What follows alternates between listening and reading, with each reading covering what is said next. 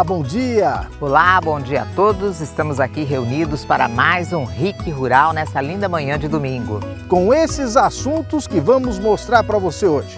O Paraná escolheu o melhor queijo do estado e o premiado foi um tipo parmesão de Marechal Cândido Rondon. Mostra que vale a pena investir em qualidade, em aperfeiçoamento e em toda a cadeia produtiva.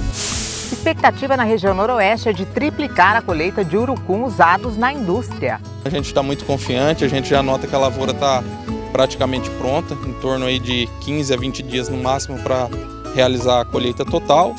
Como eliminar os erros de aplicação do calcário? O produtor, por querer ter um rendimento operacional maior, ele acaba utilizando normalmente a faixa do pulverizador. Greening, uma praga que pode acabar com os pomares comerciais de laranja do Paraná. O momento de combate é agora. Costumo dizer que o greening ele é uma doença da porteira para fora. Por quê? Porque a planta doente, ela também hospeda o vetor da doença. E a receita do Sabor da Terra é da paçoca cremosa de amendoim. O programa RIC Rural deste domingo está começando.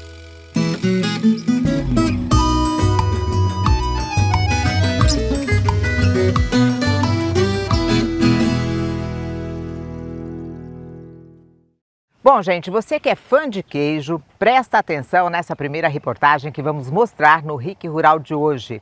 O Paraná escolheu o melhor queijo do estado. Entre os mais de 300 inscritos, o premiado foi um tipo parmesão de Marechal Cândido Rondon. E nossa equipe do Oeste foi ver de perto como é produzido e de onde vem esse produto que conquistou o paladar do júri. Um processo industrial que transforma um dos alimentos mais consumidos no mundo em diversos derivados. Esta indústria, por exemplo, produz quase 250 itens à base de leite. Mas um deles, o queijo parmesão, foi considerado o melhor do Paraná. Para nós, mostra que vale a pena investir em qualidade, em aperfeiçoamento e em toda a cadeia produtiva, porque o resultado ele acontece principalmente lá no consumidor, que percebe um diferencial nos produtos que nós fabricamos. A medalha veio da primeira edição do Prêmio Queijos do Paraná, promovido por um comitê de entidades do ramo. Foram 323 inscritos e 10 vencedores em categorias diferentes. O objetivo é valorizar o produto que é feito aqui, já que o estado é o segundo maior produtor de leite do país. O leite é responsável por 9 bilhões de reais do valor bruto da produção agropecuária paranaense. São cerca de 4 bilhões e meio de litros que saem de 100 mil propriedades espalhadas pelo estado. O queijo premiado é feito em Marechal Cândido Rondon. A matéria-prima chega de 3 regiões: Sudoeste, Oeste e Noroeste. O trabalho começa antes mesmo de amanhecer. As vacas já estão preparadas para a ordenha. O trabalho começa às 5h30 da manhã, né? E sempre primando pela qualidade, né? E higiene, pessoal assim bem focado no trabalho, né? Que é o importante para você ter um produto de qualidade, né? Você depende das pessoas que tocam o trabalho, né? O processo é rigoroso e a higiene fundamental para que não haja contaminação nenhuma. O leite segue por estes canos e vão direto ao resfriador, sem contato com o ambiente externo. Nesta propriedade, que fica no interior de Cascavel, as 65 vacas produzem 1.800 litros por dia. Depois do trabalho matutino, chega a hora do café da manhã. A dieta é acompanhada por um nutricionista da cooperativa. A gente entra com uma nutrição balanceada, a gente tem técnicos hoje dentro da cooperativa, tem nutricionista da fábrica, enfim, a gente entrega produtos de qualidade, sejam rações, minerais, e isso vai ser extremamente importante para a gente formular uma dieta. O César se preocupa bastante com a qualidade do trato. A silagem, por exemplo, é cultivada na propriedade mesmo. O técnico da cooperativa colhe amostras frequentes para análise. Isso precisa estar sendo avaliado periodicamente para que a gente veja se existe algum desbalanço nutricional e isso pode afetar lá na frente até na qualidade do leite, com certeza. A gente tem algumas estratégias nutricionais aí para se melhorar principalmente sólidos do leite, que é o que a gente busca lá na indústria. E a alimentação dos animais reflete diretamente na qualidade da matéria-prima do queijo. Mas outros fatores também podem prejudicar a produção. Por isso, todo lote que sai daqui também é analisado. Na propriedade, em particular, o que nós fazemos hoje é um acompanhamento não só diário de uma amostra que é feita para verificar se há a presença de algum contaminante ou até mesmo antibiótico no leite, como a gente faz uma amostra mensal da propriedade para poder verificar toda a parte de componentes do leite, como extrato seco, contagem bacteriana, contagem de células somáticas, que também hoje é um critério de qualificação da propriedade e do leite em geral, né? Com isso a gente consegue fazer um produto com valor agregado e melhor qualidade também. Mas como um produto feito em uma grande indústria, em larga escala, mantém o sabor característico de fazenda? A resposta é a tecnologia. Nós adotamos uma tecnologia que respeita os períodos de processamento, elaboração, principalmente a maturação dos produtos. São produtos que ficam de 6 meses até 1 ano em processo de maturação, de cura dentro das câmaras. O contato direto entre indústria e produtor também faz a diferença. Esse contato direto com a propriedade, com o produtor da área técnica nossa, é o que consegue vincular conosco a qualidade, a fidelidade do produtor e principalmente aquela relação, aquele feedback que a gente consegue fazer quase que diariamente para poder manter não só a qualidade do leite, como também a sequência do produtor na atividade, né? Todo o cuidado e dedicação dos trabalhadores, desde a ordenha até o final, garantem um produto de excelência. Não é à toa que recebeu um título tão importante. Uma lasquinha da fatia do queijo parmesão saiu daqui, né? Então isso para nós é um motivo de muito orgulho e muita satisfação, né? Bom, esse concurso mexeu com o setor do leite do estado. Está todo mundo já se preparando para o concurso do ano que vem. E os preços do café caíram ainda mais esta semana. Conforme avança a colheita, os preços estão sendo pressionados por compradores. Vamos às cotações. O café em coco, R$ 13,83 o quilo. O café beneficiado, R$ 880 a saca média estadual. O arroz, R$ 110 a saca em Paranavaí, Umuarama. O feijão carioca, R$ 270 a saca em Ponta Grossa, R$ 300 em Jacarezinho. O feijão preto, R$ 250 a saca em Cascavel, R$ 230 em Campo Mourão. Nós vamos para um rápido intervalo e voltamos mostrando a expectativa da região noroeste, que é de triplicar a colheita de urucum usados na indústria. Como eliminar os erros de aplicação do calcário. E tem também a receita ainda hoje da paçoca de amendoim cremosa.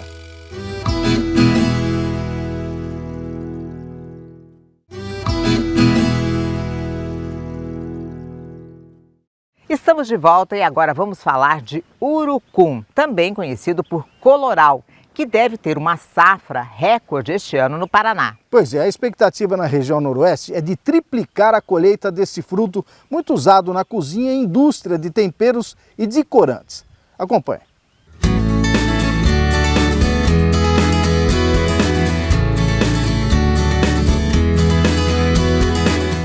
Marcelo é urucuzeiro, que é quem produz urucum.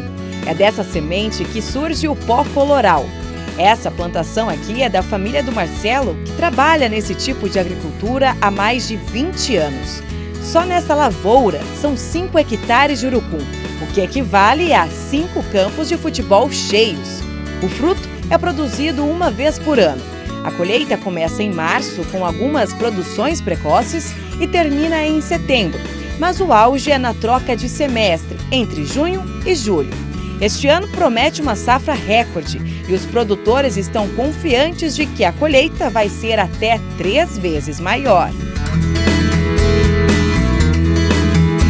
Esse ano a gente está muito confiante, a gente já nota que a lavoura está praticamente pronta, em torno aí de 15 a 20 dias no máximo para realizar a colheita total e a gente está com fé que vai dar tudo certo e a gente não vai ter nenhum imprevisto. Nos 2 últimos anos, a produção girou em torno de 500 quilos de semente por hectare. Mas neste ano, com a super safra, os produtores esperam colher pelo menos 1.500 quilos. Nós tivemos aí um fator climático que colaborou muito e as lavouras estão aí super carregadas, né? Então isso inclusive potencializa todo esse trabalho de indicação geográfica que a gente está fazendo aqui com os agricultores de Paranacite. São mais de 50 famílias que vivem desse produto, um produto que tem uma aplicabilidade fantástica.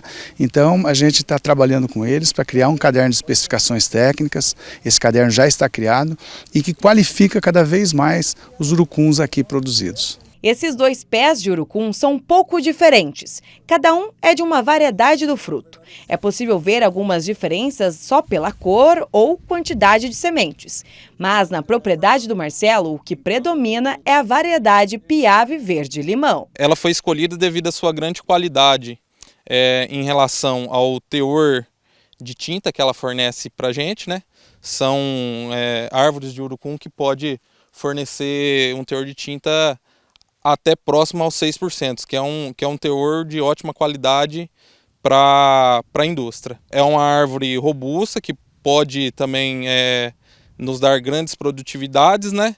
Porém, falando dos pontos negativos dela é que é uma árvore que, pelo período de colheita dela, acaba você tendo o risco de coincidir com alguma geada e você limitar a produção da safra. Já a dona Maria trabalha com a Piave Anão, a variedade do urucum que menos é prejudicada pela geada. A gente plantou o Piave durante 8 anos, daí depois a geada queimou, daí a gente arrancou e plantou esse Anão agora, que é uma variedade melhor. Vocês estão confiantes para essa safra? Sim, estamos. É a primeira safra, né? Mas estamos bem confiantes. Maria e a família mexiam com gado, mas 10 anos atrás começaram com a agricultura. Eles resolveram produzir urucum até por conta do mercado aqui da região. Cruzeiro do Sul e Paranacite ficam no noroeste do estado e nesses 2 municípios são 600 hectares de urucum. Agora, a dona Maria representa uma das 60 famílias produtoras do fruto.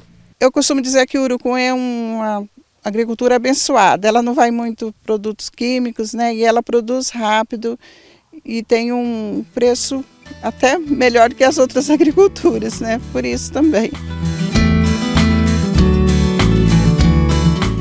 Paranacite é conhecida como a capital do urucum e desde o ano passado o município espera ser o primeiro do Brasil a receber a indicação geográfica de urucum, que é concedida pelo Instituto Nacional de Propriedade Industrial. Segundo o Sebrae, essa conquista seria ótima para os urucuzeiros da região, porque pode elevar o valor do produto em até 50%. Nos países da Europa, esse é um processo já secular. Há séculos se trabalham as IGs lá. Se você for em qualquer país, numa quadra, você tem 20, 30 IGs, às vezes, numa quadra. No Brasil, é um processo embrionário. Nós temos um pouco mais de 100 IGs no Brasil, no Paraná, 14 já reconhecidas. E Paranacite é a primeira brasileira, né, de urucum que vai ser reconhecida, que a gente deve protocolar no INPE agora, até o final desse mês de junho.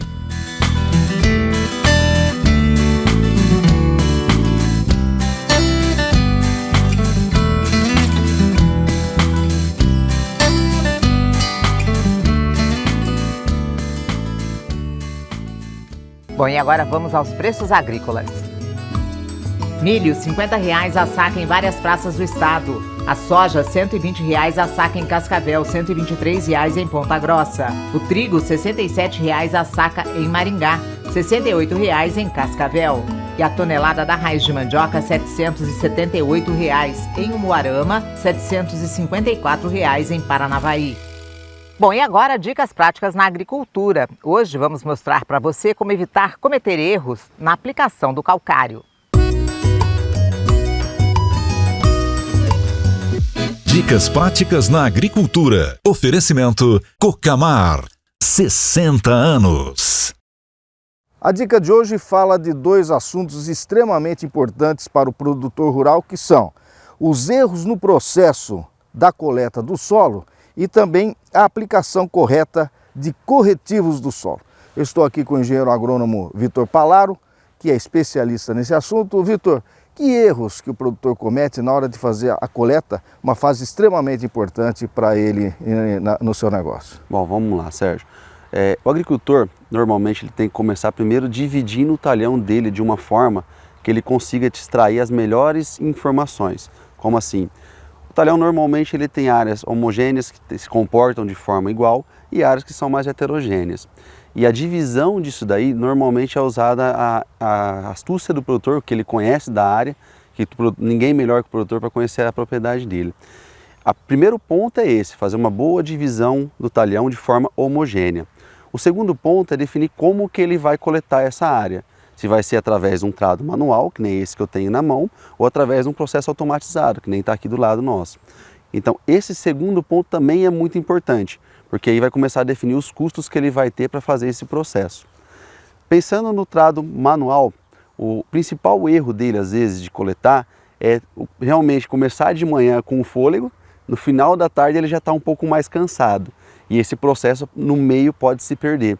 Ele começa muito bem de manhã, ele começa fazendo as coletas de forma certa, forma homogênea, homogeneizando bem as amostras, porém no final do dia, quando bate aquele cansaço, ele já acaba deixando de lado a fase mais importante, que é fazer realmente a boa homogeneização, uma boa coleta, uma boa definição do que tem no solo dele. E isso pode acarretar realmente em erros de até 80% da correção dele. Ô Vitor, então esse equipamento pode ajudar bastante o produtor, porque como ele é uma coleta automatizada, ele não corre esse risco de fadiga, então.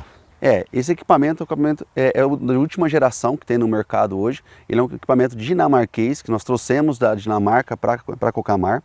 Ele faz uma profundidade de 0 a 20 e 20 a 40. Ele é diferente até dos equipamentos automáticos que tem no mercado hoje. Ele trabalha com uma sonda. A sonda chega até 90 centímetros de profundidade e ele consegue estratificar em 3 profundidades. Então eu consigo fazer de 0 a 20, 20 a 40 e 40 a 60, tranquilamente, ou até mais profundidade. Então ele chega até 90, então eu consigo ter uma qualidade na minha amostragem muito grande, quando eu penso na questão da sonda. E é um serviço caro? Não, é um serviço relativamente barato em relação à economia que o produtor pode ter. Nós temos muitos casos hoje de pessoal que a gente fez a coleta, fez análise do solo e a interpretação, o que o produtor conseguiu economizar de insumos realmente que ele teria que utilizar depois, que ele usaria de forma, na média, vamos dizer assim, ele acabou ganhando tanto a coleta quanto a análise de solo e tudo mais. Então ele teve uma economia muito grande nos insumos, porque ele conseguiu realocar de maneira inteligente na propriedade dele o insumo que estava necessitando no terreno.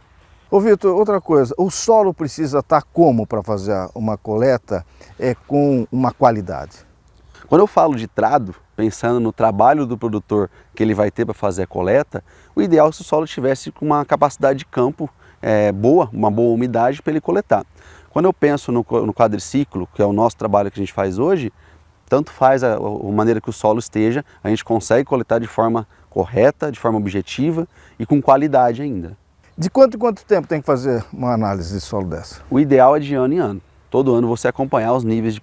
Todo ano você está colocando cultura, todo ano você está adubando, todo ano você está retirando grãos dessa lavoura. O ideal é de ano em ano. Ideal. Porém, algumas recomendações já falam de 2 em 2 anos ou até 3 anos.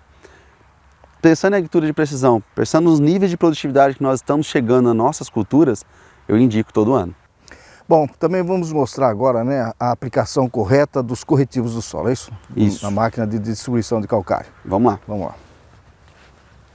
Ô Vitor, a gente já falou então há pouco ali sobre a correta retirada da amostra do solo, né? O produtor comete alguns erros.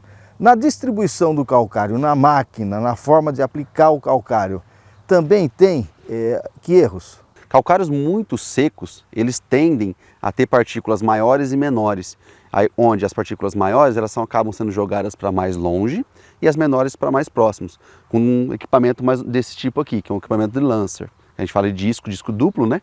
Mas é uma Lancer que trabalha no campo. Esses tipos de produtos secos, eles trabalham melhor com equipamentos de gravidade. Esses equipamentos tendem a jogar o calcário de uma forma mais homogênea no terreno, uma forma mais correta, fazer uma correção mais uniforme, vamos dizer assim. Quando eu penso no calcário seco, num equipamento desse de lanço, ele acaba tendo nas laterais dele pouca sobreposição. E o produtor, às vezes por comodidade, por querer ter um rendimento operacional maior, ele acaba utilizando normalmente a faixa do pulverizador. Que aí estamos falando ali de 25, 26 metros. Só que a distribuição uniforme das Lancers normalmente gira em torno de 12 a 14 metros. Então isso mostra para nós que o produtor, em vez de estar homogeneizando as áreas dele, ele está deixando mais heterogêneo essas áreas. Então isso mostra para nós que às vezes compensa o produtor umedecer esse calcário, para chegar a uma umidade de 9,5%. Para quê? Para aquelas partículas maiores, elas se juntarem com as partículas menores e ele ter uma uniformidade melhor. Só que não quer dizer que ele pode fazer a faixa de 24, 26 metros, né? Ele realmente, uma faixa de aplicação boa com uma Lancer de 12 a 14 até, eu falo assim, no máximo 15 metros ali, pensando numa distribuição bem feita. Então isso mostra que se o produtor vir e escutar o técnico às vezes, e aí aquela pergunta lá atrás da presença do técnico, ela é muito importante na hora da recomendação, da coleta de solo, mas também é importante na hora da faixa de aplicação, a regulagem do equipamento. Hoje nós temos um método de regulagem que ele distribui bandejas pelo terreno, passa com o equipamento e vê quanto que está distribuindo cada bandeja e pesa as bandejas. Isso mostra para nós o quê? Que ele está distribuindo de uma maneira uniforme ou não. Então se ele estiver distribuindo de uma maneira desuniforme, o próprio agrônomo vai chegar para o produtor, eu preciso que se aumenta ou diminui essa Lancer ou essa área de aplicação. Existe clima ideal para se aplicar o calcário com a máquina? Olha, clima ideal não tem. Um problema muito sério que acontece nessa aplicação também é o vento. Quando a gente está trabalhando com um produto muito seco, o próprio vento acaba levando muito o calcário para outros lugares. Os produtores até brincam, né? Está calcareando a área dele, mas o vizinho está se dando bem, porque o vento está levando tudo embora. Então isso pode prejudicar também a aplicação dele. Então tem que tomar esses cuidados. E como o produtor não desperdiçar o produto?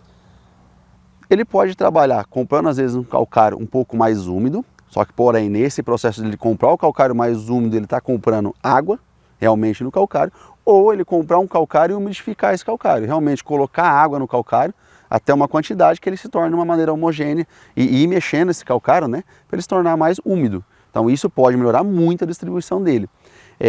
Eu por experiência própria, eu gosto muito quando os produtores compram durante o período de uma safrinha, no começo da safrinha, e deixa ele armazenado ali, sofrendo intempéries, sofrendo chuva, até depois do milho safrinha, quando o produtor começa a pegar o calcário e aplicar. Então ele passou todo um ciclo da cultura do milho, tendo água em cima dele. Isso vai umidificar o calcário e ele vai estar melhor para ser aplicado depois. Dicas práticas na agricultura. Oferecimento Cocamar. 60 anos. Nós vamos para mais um rápido intervalo e voltamos mostrando o Greenie, uma praga que pode acabar com os pomares comerciais de laranja do Paraná. E o momento de combate é agora. E ainda hoje a receita da paçoca de amendoim cremosa.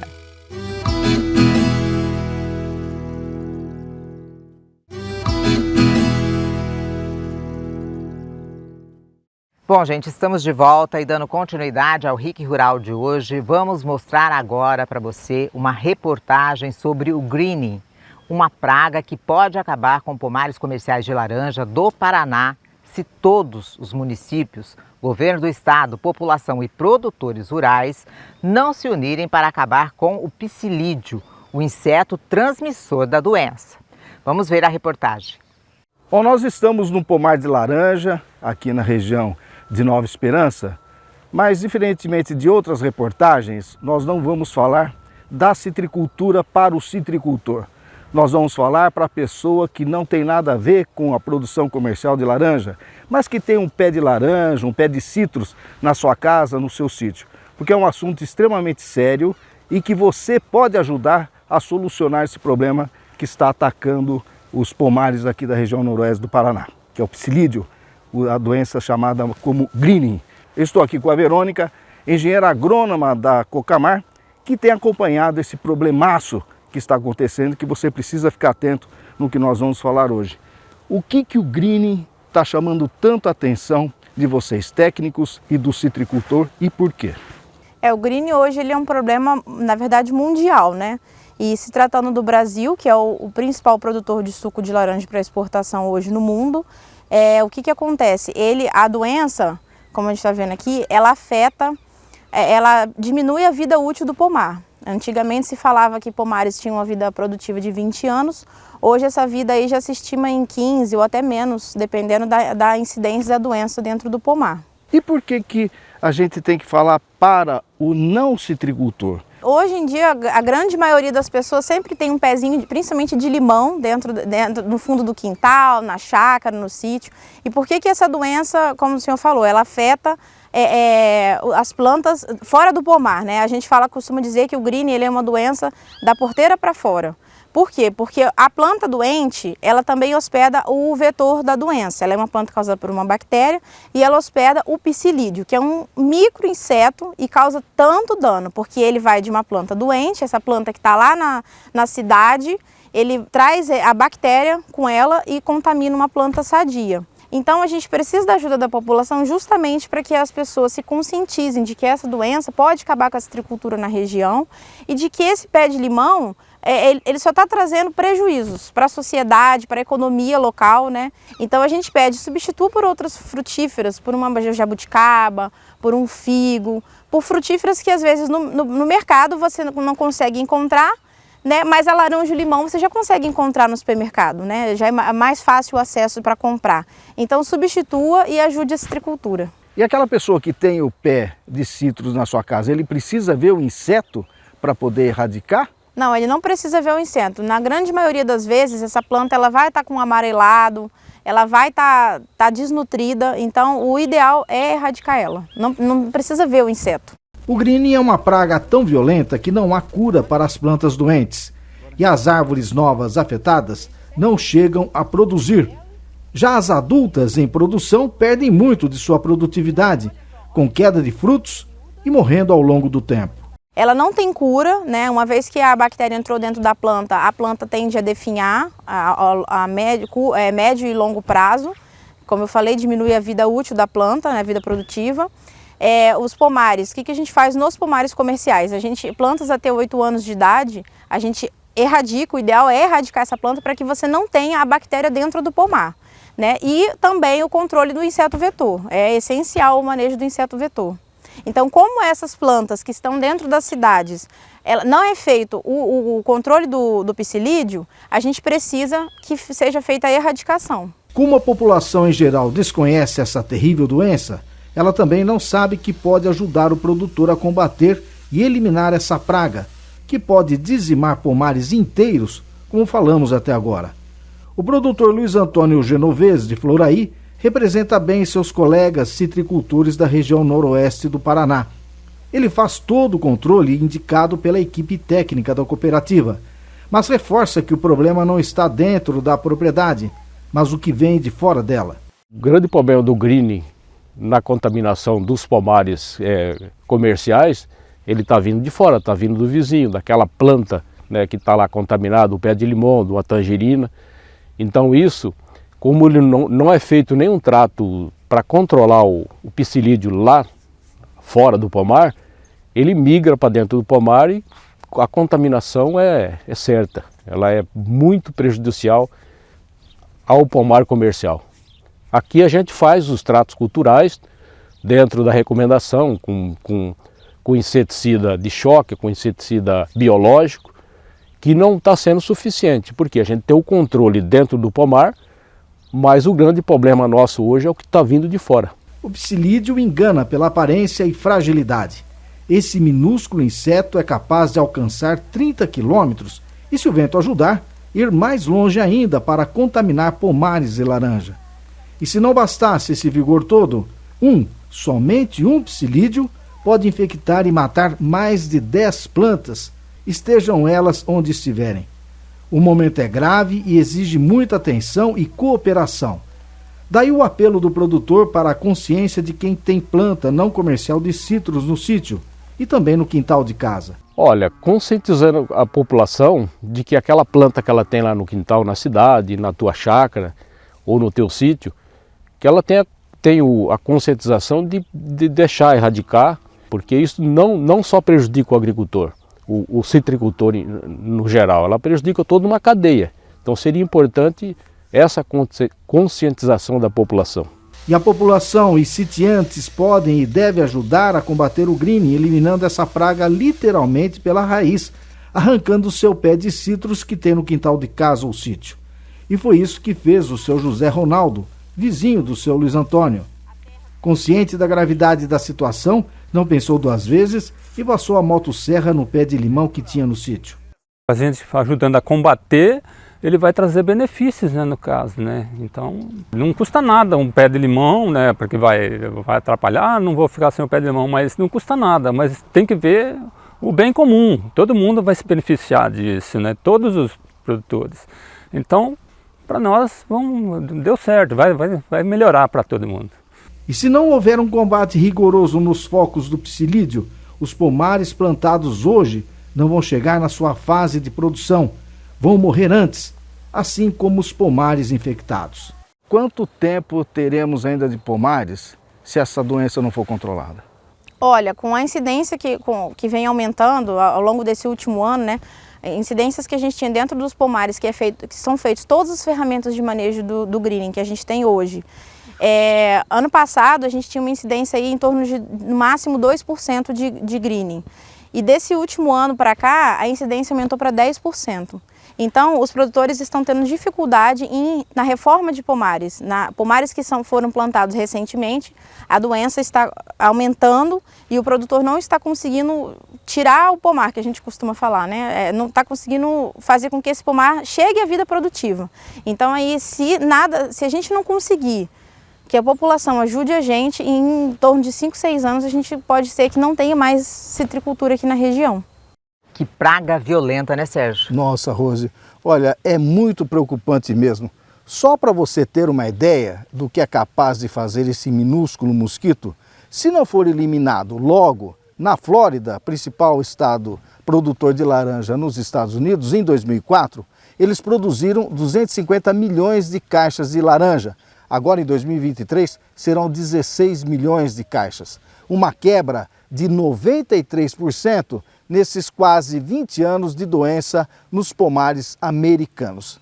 Esses dados, Rose, são do USDA, Departamento de Agricultura norte-americano, divulgados recentemente. Assustador, né, Assustador. Sérgio? Pois é, produtor de laranja tem que ficar atento. Bom, e agora vamos aos preços da carne no Paraná. O suíno, R$ 5,80 o quilo em Apucarana e Ponta Grossa. Vaca gorda, R$ 210 a arroba em Londrina, R$ 200 em Paranavaí e Maringá. E o boi gordo, R$ 245 a arroba em Londrina, 240. Bom, depois do intervalo, a receita da paçoca cremosa no Sabor da Terra.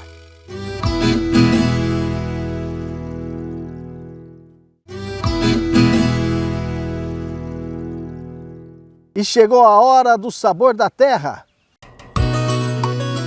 Sabor da Terra. Oferecimento Zaeli. Delicie-se em todos os momentos do seu dia a dia. Pede Zaeli. Bom, gente, mais uma receita especial hoje com um sabor todo diferente, né? Festa junina, né, Cleverton? É isso aí. O Cleverton tá aqui comigo, vai preparar pra gente uma paçoquinha de amendoim. Nós estamos aqui com o nosso amendoim, ó, da Zaeli, que tem vários produtos, né? Mas nós vamos utilizar hoje o amendoim e leite, açúcar e manteiga, tá? Isso que vai na nossa receita. Só esses 4 ingredientes. É fácil de fazer, gente. Rápido. E rápido. Paçoquinha todo mundo gosta, né? Tem que fazer um doce aí para festa junina, já sabe o que fazer, né, Cleverton? Qual que é o primeiro passo? Primeiro passo, a gente vai torrar o nosso amendoim Zaeli. Tá, aqui nós temos meio quilo, né, de amendoim. Quilo. E ela é uma receita fácil, porque tudo é meio quilo. Certo. Meio quilo de amendoim, meio litro de leite. Meio quilo de açúcar. Meio quilo de açúcar. Só a colher de açúcar, de margarina, que é 2. 2 manteigas, né? Manteiga, margarina, aí é a gosto. Então nós vamos torrar o nosso amendoim. É isso aí. Quanto tempo, Cleverton? De 15 a 20 minutos, Rose, dependendo do forno. Vamos começar aqui primeiro pelo nosso açúcar, 500 gramas de açúcar e 500 ml de leite. E 2 colheres de manteiga ou margarina.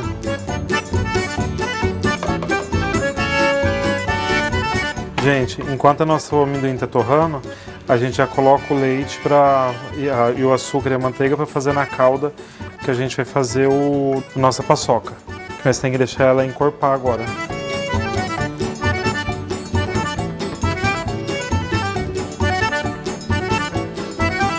Depois de 30 minutos, o nosso amendoim já está assado. A gente vai mexendo ele para não queimar.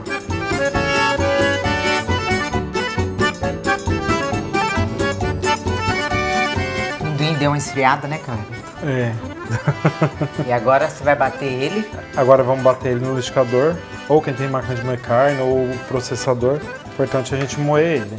Tá, gente, me chamou a atenção que o Cleverton vai bater ele com a casca. Com a pele. Né, com a pelinha do amendoim. Isso. Aí, por que, Cleverton? Porque esse aqui é o amendoim cavalo, né? Ele é mais claro. Então, se você quer uma paçoca mais escura, você vai fazer ele com casca. Se você quer ela mais clara, você tira a casca. Vamos supor, tem paçoquinha que fica bem vermelha, que é feito com amendoim vermelho. Certo. Então aqui nós estamos fazendo com o amendoim cavalo, que é o branco, né? Certo.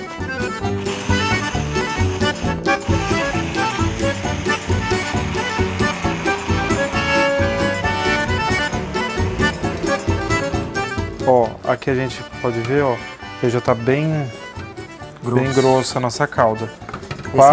Quase um leite condensado. Aí agora a gente vai acrescentar o nosso amendoim.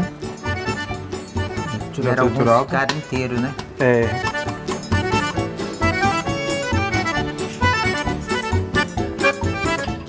Que cheiro bom.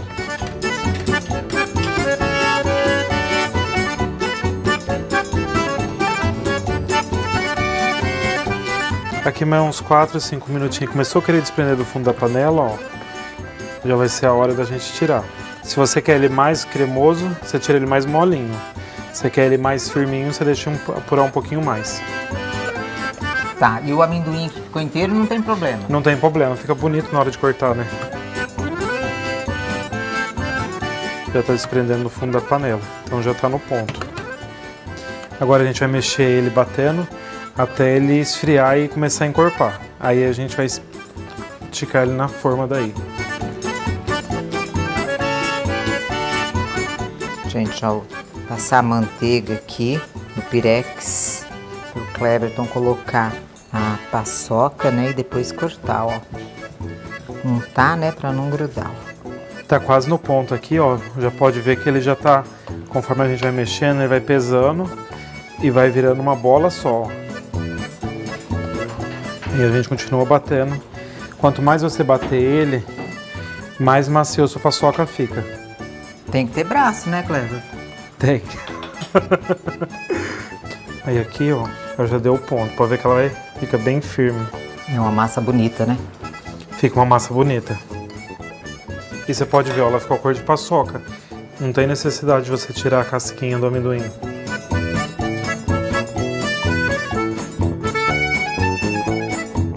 Agora terminando de esticar ela, vamos deixar ela esfriar pra gente cortar ela.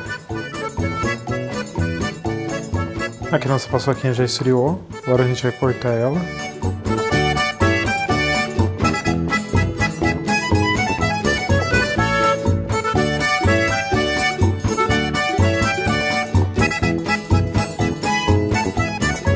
Bom, gente, o cheiro tá delicioso, né, Cleverton? É isso aí. A gente vai experimentar.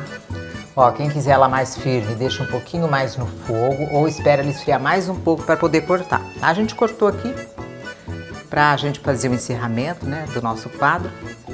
Mas, olha...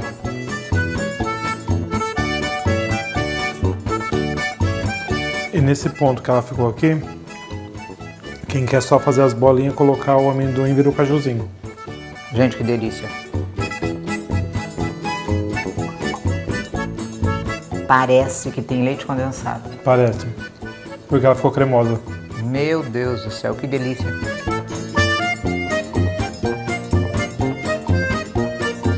Faça aí na sua casa.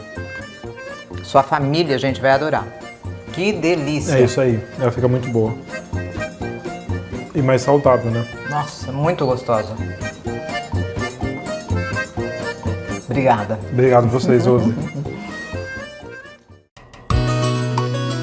Sabor da Terra. Oferecimento Zaeli. Delicie-se em todos os momentos do seu dia a dia. Pede Zaeli. Gostaram? Nós também, viu?